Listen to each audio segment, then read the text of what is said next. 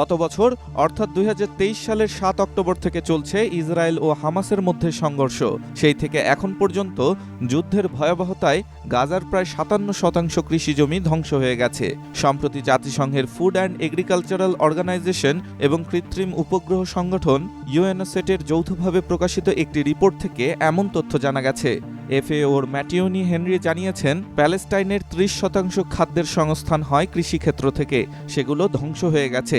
তথ্য অনুসারে ২০২২ সালেও গাজা প্রায় ৪,৪৬ লাখ টাকার কৃষিপণ্য রপ্তানি করেছে ইসরায়েল, পশ্চিম তীর সহ বিশ্বের বিভিন্ন দেশে।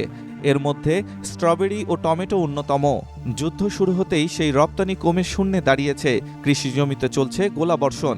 জাতিসংঘের মতে গাজায় চলতে থাকা খাদ্যের হাহাকারের পিছনে এই ধ্বংসলীলা ব্যাপকভাবে দায়ী। এদিকে ইসরায়েলি সেনাদের দাবি, ইচ্ছা করে কৃষিজমি ও ফলের বাগানে আক্রমণ করা হয়নি। হামাসের সেনারা বেশিরভাগ এসব এলাকা থেকে হামলা চালায়, তাই সেখানে হামলা করা হয়। অন্যদিকে মানবাধিকার কর্মীদের একাংশের দাবি, হামাসের ভয় দেখিয়ে ইসরায়েল আসলে গাজাকে খাদ্যশূন্য করে নিশ্চিহ্ন করে দিতে চাইছে। গাজা কার্যত ধুঁকছে, তবু চলছে ইসরায়েলি হামলা। ডেস্ক রিপোর্ট, স্টার সংবাদ।